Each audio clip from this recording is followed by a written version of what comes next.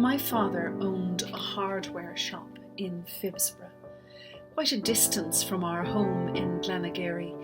Dad would travel to work in Carter Stores, one of a line of smaller shops on the North Circular Road.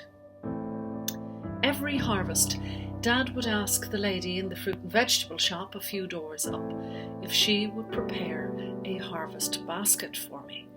You remember them, I'm sure. A hard cardboard structure with a little metal handle.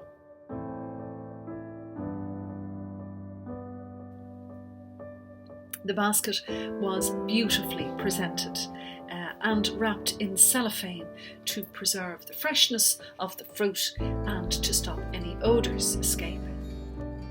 It was a thing of beauty, but it would sit on the chair in the hall on the Saturday before Harvest Sunday and fill my small heart with dread. It's incredible, isn't it, how something so pretty could exact such a response.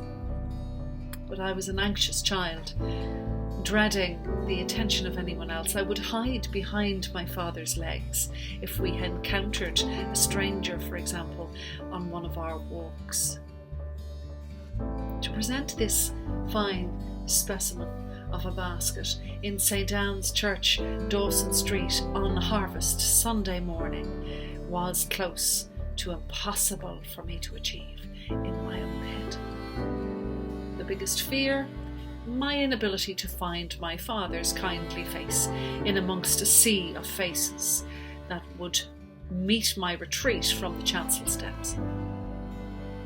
Looking back, my dad stood head and shoulders over other people in the church and was almost impossible to miss, but my small panicked mind and my reduced 6-year-old size limited me from that clarity of vision and plunged me time and time again into great confusion.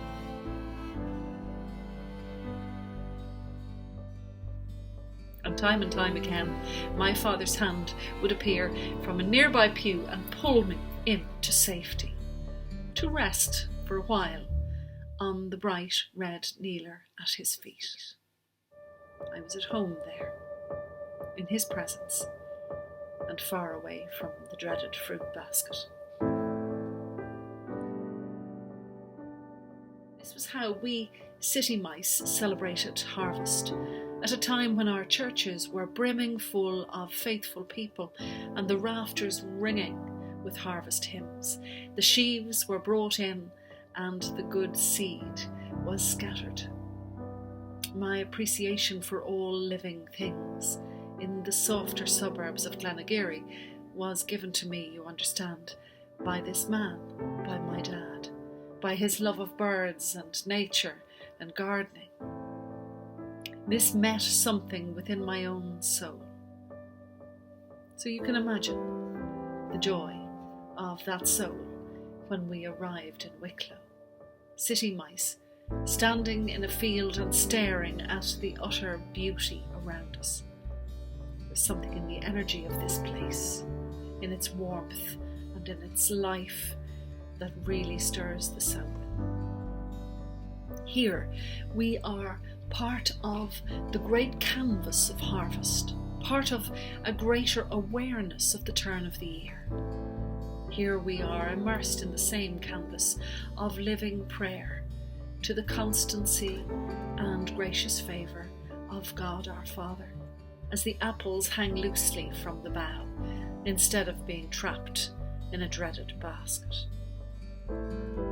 Here, despite what the world has brought us in the past 18 months, we are reminded of the breath of the Creator in all living things, the same breath that unifies us as creatures of this planet which is placed within our care.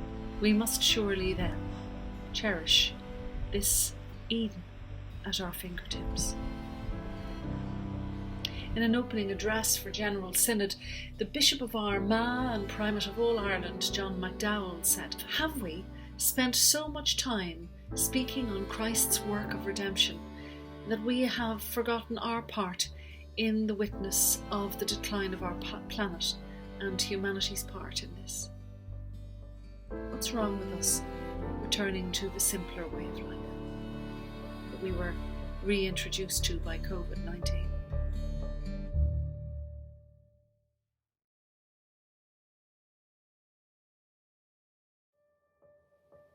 And what have we learnt about the passage of time and the fundamental requirements of our lives that are so much more in keeping with a lower pollution level and an integrated society of men and women living together in peace?